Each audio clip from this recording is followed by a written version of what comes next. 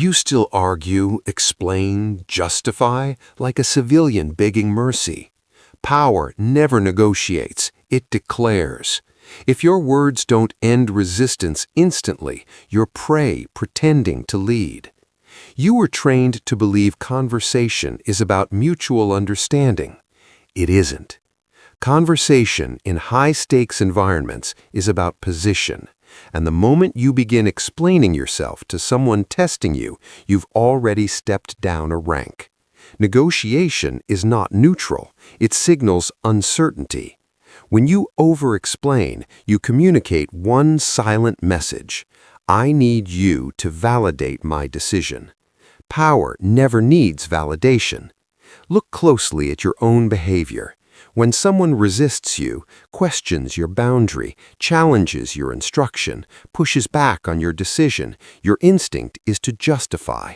You provide context, you soften your tone, you attempt to be reasonable. Reasonable men get audited, decisive men get obeyed.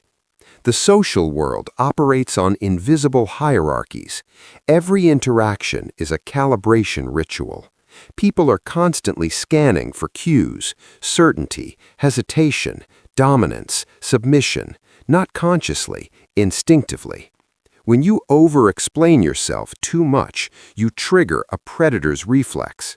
In nature, the animal that over-signals is either afraid or bluffing, and bluffing invites pressure. Understand this clearly. Resistance is rarely about disagreement. It is about probing your frame. The other person is not evaluating your logic. They are evaluating your spine. Do you hold position under friction, or do you begin to dilute your stance? The average man believes persuasion is strength. He thinks if he can argue well enough, he will win respect. That is civilian thinking. In dominance environments, corporate rooms, social hierarchies, relationships, leadership structures, argument equals instability. The higher status individual does not argue downward, he issues a line. If it is questioned, he reinforces it, briefly. If it is challenged again, he disengages or escalates. He does not spiral into explanation. Explanation is a confession of doubt. This is why resistance grows when you try to soothe it. When you say, "Let me explain what I meant," you signal that the first statement wasn't strong enough, and now the other person knows they can extract more from you. Pushback is a test of frame control. If you defend your frame emotionally, you lose it. If you defend it strategically, short, sharp, contained, you strengthen it. Most men fail here because they are addicted to being seen as fair. Fairness is not power. Clarity is power. When you draw a boundary and someone resists, the correct internal response is not frustration, it is data collection. They are asking, how far can I move him? If your answer is, let's talk about it, you just moved. This does not mean you become irrational, it means you become surgical. Your words are not for consensus, they are for closure. There is a difference. Negotiation implies equality of leverage. Command implies ownership of leverage. And before you protest, know this is not about yelling, aggression, or theatrics. Loud men are insecure. The strongest line is delivered calmly. The man who speaks once, without emotional leakage, and does not chase compliance, that man creates psychological gravity. People lean toward gravity. The reason you negotiate is fear of rejection, fear of conflict, fear of losing approval. You were conditioned to maintain harmony, but harmony maintained through self-reduction is slow erosion. Every time you explain what doesn't require explanation, you train people to question you again. You teach them that pressure works. The first brutal line you must internalize is not something you say out loud, it is a mindset. I do not debate my decisions with those beneath my responsibility. Notice the structure, not arrogance, structure. If someone is not carrying the consequence of your decision, they do not get equal weight in shaping it. That is hierarchy. And hierarchy is not cruelty, it is efficiency. When a leader starts negotiating every directive, confusion multiplies. When a man negotiates every boundary, disrespect multiplies. Your job is not to be understood by everyone. Your job is to be consistent. Consistency creates predictability. Predictability creates authority. Authority reduces resistance before it starts. In this chapter, you must burn one illusion. Explaining yourself does not make you stronger. It makes you negotiable. And negotiable men are expendable. The moment you stop negotiating downward, resistance changes. Some people will retreat. Some will escalate once, but very quickly a pattern forms. This man does not bend under mild pressure. That pattern becomes reputation, and reputation is preemptive power. From this point forward, understand, when you speak, you are not offering words, you are establishing territory. If you cannot hold territory without defending it emotionally, you do not own it. Stop negotiating with inferiors, not because they are worthless, but because authority diluted is authority dissolved.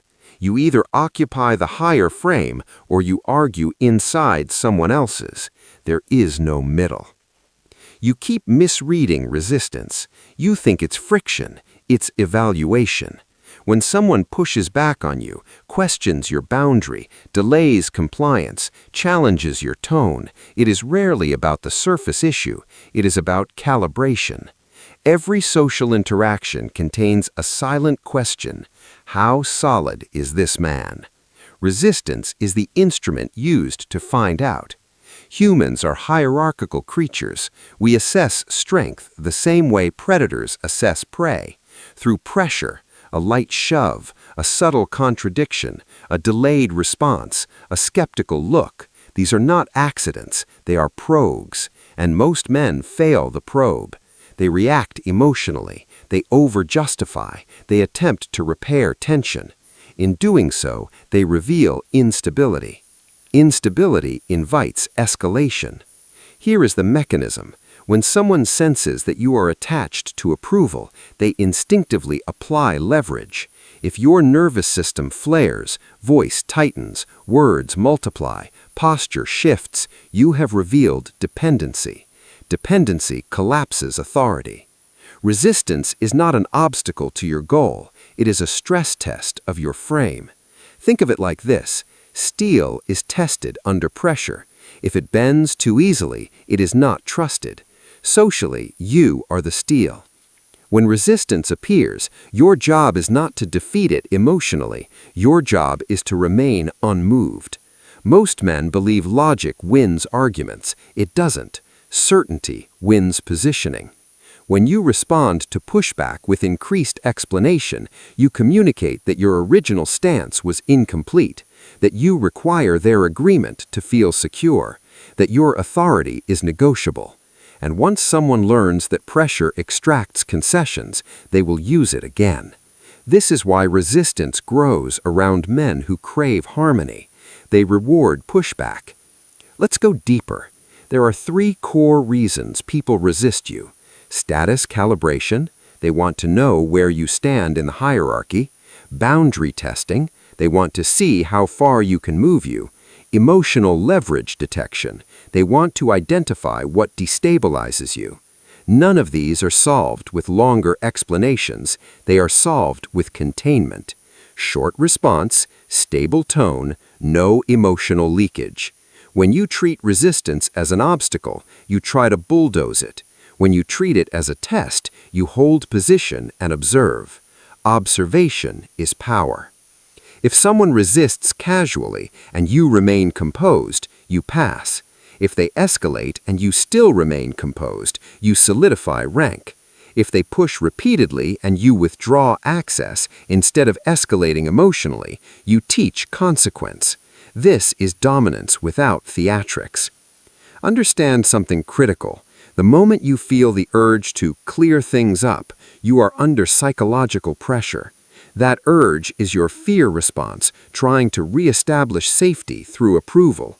Approval is not safety. Control is safety. Resistance only threatens you if your identity depends on being liked. Once you detach from that need, resistance becomes predictable, even useful. It reveals who respects strength and who feeds on softness. There is a reason high-status individuals rarely explain themselves twice. Repetition signals insecurity.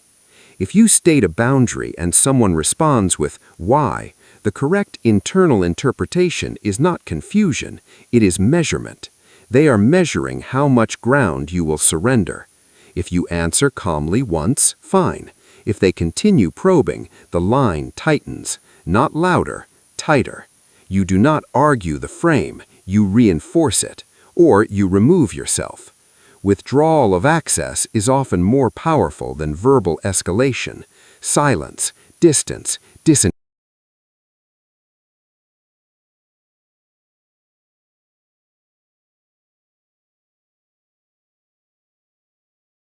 Words are not for expression, they are for compression. A powerful line does not argue, it ends movement, it seals the frame. It forces the other person to either align or reveal open defiance. These 5 lines work because they remove negotiation without increasing emotion. Delivered calmly, they collapse resistance by attacking leverage. Not louder, shorter. Line 1. That's not up for discussion. This line destroys the illusion of equal leverage. You use it when someone attempts to reopen a decision you already made. Notice what it does. It doesn't defend the decision. It doesn't explain reasoning. It reframes the entire interaction. The subject is no longer the decision. The subject is authority. By stating it is not up for discussion, you close the door without slamming it. There is no hostility, just finality. Psychologically, this forces the other person into a choice: accept hierarchy, or escalate into visible defiance. Most people retreat. Line 2. You're free to disagree. This line neutralizes emotional leverage. When someone pushes back expecting you to chase their approval, this removes the bait. It communicates indifference to their alignment. You are not persuading, you are permitting autonomy. That subtle shift transfers pressure back to them. You are stable either way. Agreement is optional. Indifference to outcome is dominance. Line 3. I've already decided. Simple, brutal, closed. This line signals pre-commitment. It communicates that the decision was not impulsive. It was processed and finalized. There is no invitation inside it. When delivered without explanation, it ends circular arguments instantly. It also exposes people who rely on repetition to wear you down. If they continue pushing after this line, they are no longer discussing, they are challenging rank. Line 4. That doesn't work for me. This line protects sovereignty without aggression. You are not attacking them, you are not justifying yourself, you are stating incompatibility. It removes debate because it is preference-based, not logic-based. Logic can be attacked, preference cannot. You do not need evidence to refuse something. The strength here is calm refusal without elaboration. Line 5. Silence, direct eye contact, no explanation. The most brutal line is absence. When someone expects a reaction and you provide stillness, you destabilize them. Humans are uncomfortable in unresolved tension. Silence forces them to fill the gap, and the one who fills the gap loses ground.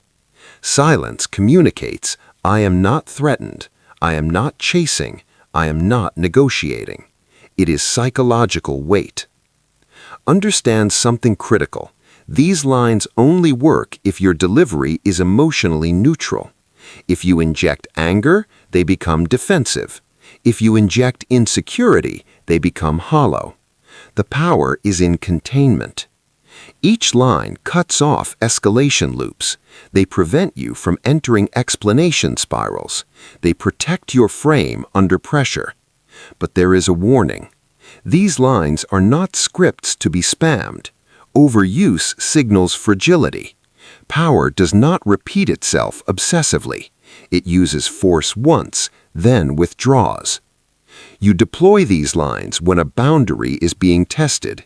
A decision is being relitigated. Emotional leverage is being applied. You do not deploy them to win arguments. You deploy them to prevent arguments. Remember, resistance is not defeated through intellectual superiority. It is neutralized through structural closure. Short, final, detached. Most men talk to be understood. Power speaks to conclude. When your words become doors instead of invitations, resistance collapses faster than aggression ever could. Nature does not reward softness. It tolerates it until pressure rises. You were raised in a comfort culture that confuses politeness with strength. You were taught that empathy earns respect, that understanding diffuses tension, that harmony is superior to hierarchy. That conditioning works in stable environments. It fails under stress. When resources shrink, when competition intensifies, when status is uncertain, humans revert to primal sorting. And in primal sorting, softness is not admired. It is assessed, then exploited. Look at history not through romance, but through power. Empires did not expand through consensus. Leaders did not secure dominance through extended debate. The men who shaped systems were decisive, sometimes ruthless, always internally certain. Certainty creates alignment. Hesitation invites challengers. Soft men are not evil, they are porous. They leak signals, over-explanation, reactive tone shifts, nervous laughter, excessive justification. These are microfractures, and predators, social or otherwise, detect fractures instantly. You've seen it. The agreeable manager constantly questioned by subordinates. The nice boyfriend slowly losing respect. The reasonable leader overridden in meetings by louder personalities. They don't lack intelligence, they lack edge, and edge is what prevents encroachment. In evolutionary terms, dominance hierarchies stabilize groups. The most decisive individuals reduce chaos because their boundaries are clear. The group doesn't waste energy testing them repeatedly. But when a man signals that he is uncomfortable enforcing boundaries, testing increases. This is not cruelty, it is calibration. Softness invites pressure because it suggests flexibility beyond reason, and flexibility, when excessive, becomes surrender. Understand something uncomfortable. Many people do not consciously intend to dominate you, but they instinctively move toward advantage. If your boundaries are movable, they will move them, not out of malice, out of optimization. Soft men rationalize this erosion. They say, I don't want conflict. I don't want to seem controlling. I just want peace. Peace built on retreat is temporary. Each retreat becomes precedent. Precedent becomes expectation. Expectation becomes entitlement. Then, when you finally resist, you are accused of changing. Because you did. You stopped being convenient. There is also a deeper layer, sexual selection and social attraction. Confidence without edge feels incomplete. Authority without finality feels negotiable. Emotional containment without decisiveness feels unstable. People do not consciously articulate this, but they feel it. A man who constantly explains himself feels like he is seeking approval. Approval-seeking behavior lowers perceived rank. Lower rank diminishes influence. Influence determines who sets the direction. Soft men often mistake kindness for non-confrontation. True strength can be kind, but it is never uncertain. Uncertainty is contagious. When you hesitate publicly, you broadcast vulnerability. Some will sympathize, others will test, a few will dominate. The world does not punish softness immediately, it erodes it slowly. A boundary ignored here, a tone dismissed there, a decision overridden quietly, until one day you realize you are negotiating inside structures you once controlled. This is how men get eaten, not physically, but hierarchically. They become background. They are consulted but not obeyed, heard but not followed, present but not decisive. And the most dangerous part, they believe they are being virtuous. Virtue without enforcement is decoration. History respects enforcement. This chapter is not telling you to become aggressive. Aggression without control is volatility. Volatility is unstable. It is telling you to become immovable where it matters. Soft men fear being disliked. Powerful men fear losing structural control. One is emotional, the other is strategic. When you internalize this, your behavior shifts subtly. You speak less, you explain less, you hold eye contact longer, you end discussions earlier, you withdraw from circular debates, and people recalibrate, not because you yelled, because you stopped yielding. The brutal truth is this: the social ecosystem always reorganizes around the strongest, consistent frame. If yours is soft, the system will settle beneath you. If yours is firm, the system will. Emotion is leverage. Whoever controls it controls the interaction. Most men lose authority not because their words are weak, but because their nervous system betrays them. A slight shift in tone, a defensive smile, faster speech, explaining twice. These are tells. And tells invite attack. Controlled detachment is not coldness for aesthetic effect. It is tactical insulation. It prevents others from locating your pressure points. When someone resists you, what they are really hunting for is reaction. Reaction tells them where you are invested, where you are afraid, where you need agreement. The moment they see that, they press. Controlled detachment removes their map. You do not react quickly. You do not raise your volume. You do not rush to clarify. You pause. Pauses create asymmetry. The reactive person feels the silence and scrambles to fill it. The detached person lets the discomfort expand. Discomfort is information. When you detach, you are not disengaging from the situation. You are disengaging from emotional urgency. That urgency is what makes you chase outcomes. And chasing is visible. A man who needs the outcome is weaker than the man who can walk away from it. This is why silence is more destabilizing than anger. Anger reveals investment. Silence suggests optionality. Optionality is power. Controlled detachment has 3 components. 1. Emotional containment. Your face does not broadcast irritation. Your posture does not collapse. Your breathing does not accelerate. You become still. Stillness signals certainty. The person resisting you expects escalation or persuasion. When neither comes, their nervous system becomes uncertain. Uncertainty shifts pressure back onto them. 2. Verbal minimalism. When challenged, your response shortens, not lengthens. Weakness expands. Strength compresses. If someone questions your decision, you answer once, briefly. If they push again, you do not multiply words. You either restate or withdraw engagement. Over-talking is subconscious panic. Minimalism is dominance. 3. Strategic withdrawal. The ultimate form of detachment is the willingness to remove access.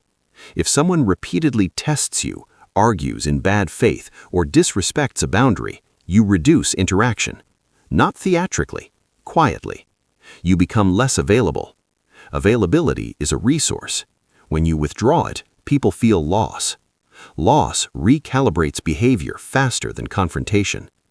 Most men fear withdrawal because they equate presence with relevance. But presence without authority is decoration. Controlled detachment forces others to decide whether they value alignment with you.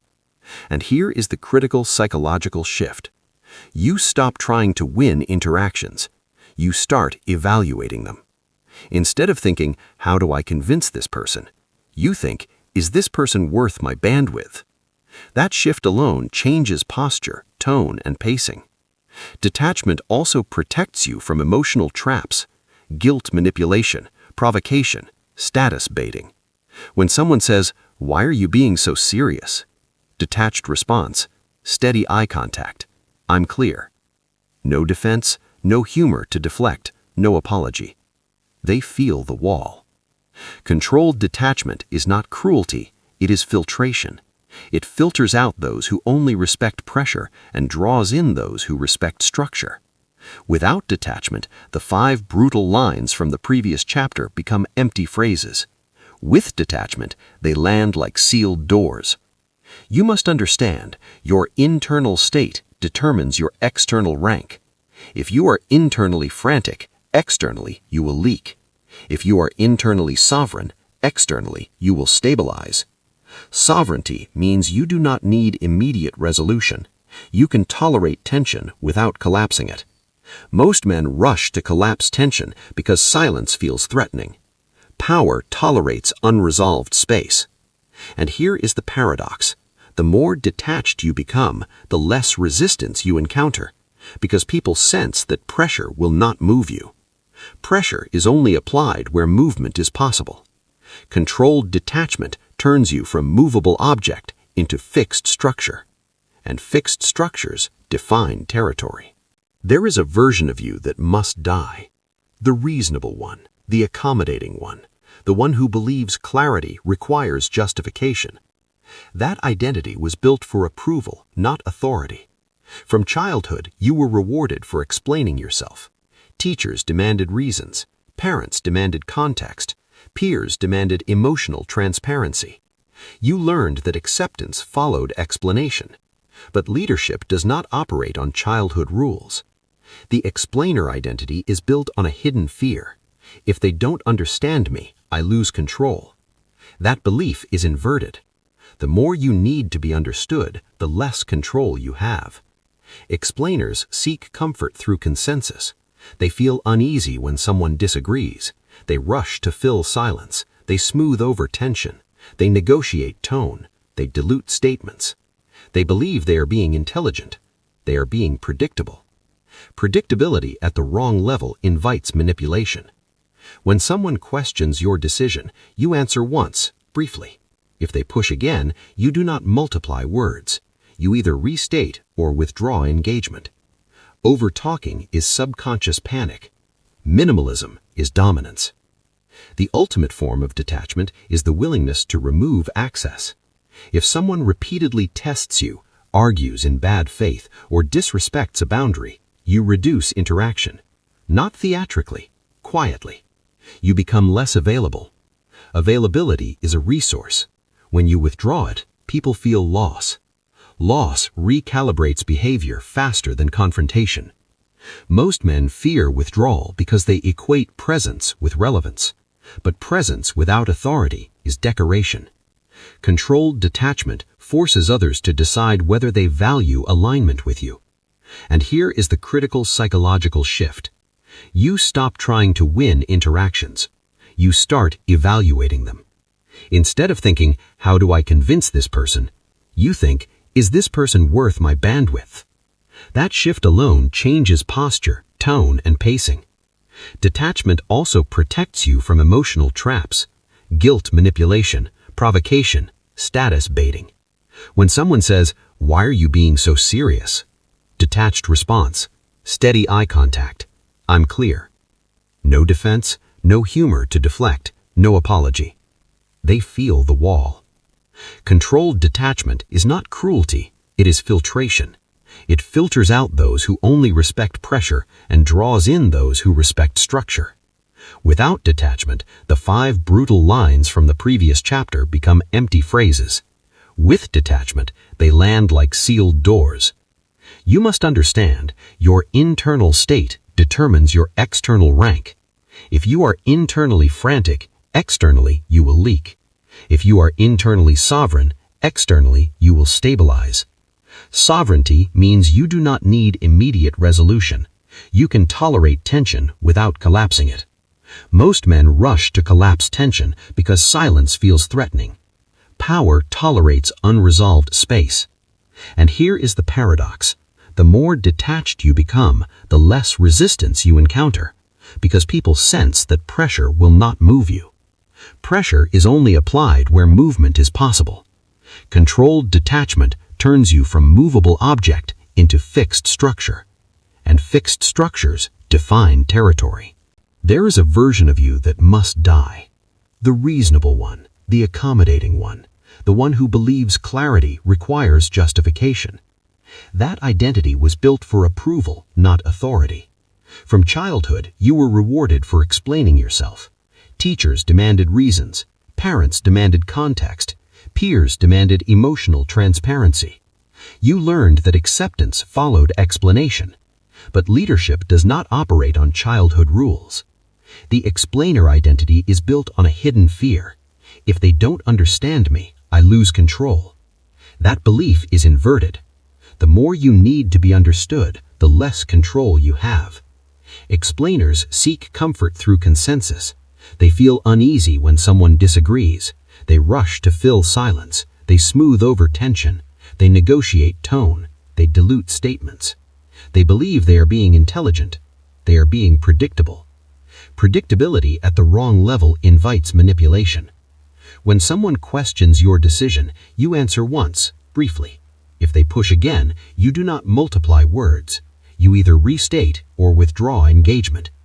Over-talking is subconscious panic. Minimalism is dominance. The ultimate form of detachment is the willingness to remove access. If someone repeatedly tests you, argues in bad faith, or disrespects a boundary, you reduce interaction. Not theatrically, quietly. You become less available. Availability is a resource. When you withdraw it, people feel loss. Loss recalibrates behavior faster than confrontation. Most men fear withdrawal because they equate presence with relevance. But presence without authority is decoration. Controlled detachment forces others to decide whether they value alignment with you. And here is the critical psychological shift. You stop trying to. Power speaks once. Repetition is for the uncertain. If you find yourself restating the same boundary, the same expectation, the same decision more than twice, you are not leading. You are negotiating inside resistance. And negotiation without leverage is pleading with better posture. Here is the final layer most men refuse to accept. If someone continues to test you after clarity, the problem is no longer communication, it is consequence. Power that repeats itself without altering conditions teaches others that persistence wins. Children test boundaries through repetition. Adults test them through subtle defiance. If you respond to both with endless explanation, you train your environment to ignore first statements. Your first statement must carry weight. Weight comes from 3 things: certainty, detachment, and enforceable consequence. Without consequence, your words are suggestions. When you say, "That's not up for discussion," but continue discussing it under pressure, you have contradicted yourself. And contradiction is weakness made visible. Power does not argue after closure. It enforces structure. Enforcement does not always mean aggression. Sometimes it means withdrawal, reduced access, reassigned responsibility, loss of privilege, emotional distance. People recalibrate when patterns change, not when lectures continue. There is a silent law operating beneath every interaction. The person who can walk away controls the frame. If you cannot walk away from the argument, the dynamic, the person, you are structurally dependent. Dependency weakens authority. This is why the final evolution is optionality. Optionality means you do not need their agreement. You do not need their approval. You do not need their presence. You choose it. Choice changes posture. When you no longer fear loss, your tone stabilizes. You speak fewer words. You tolerate silence. You accept tension without repair. And when resistance appears, you do not feel threatened. You observe. If alignment occurs, good. If defiance persists, you adjust access, one time. Not theatrically, not emotionally, structurally. The world respects patterns, not speeches. If your pattern is firmness followed by consistency, resistance declines over time. If your pattern is firmness followed by softening, resistance multiplies. Power does not repeat itself because repetition signals doubt. Doubt invites escalation. The elite understand this instinctively. They speak clearly. They allow silence. They enforce once, then they move forward. They do not chase compliance. They do not debate boundaries endlessly. They do not argue downward. If someone fails to align, they are filtered out, not persuaded into submission. Selection replaces negotiation. This is the doctrine. You are either a man whose words shape the room, or a man who reshapes his words to survive the room. One commands structure, the other adapts to pressure. Decide which identity you will carry. Because from this point forward, if you repeat yourself without consequence, you are not misunderstood, you are ignored. And ignored men do not hold power.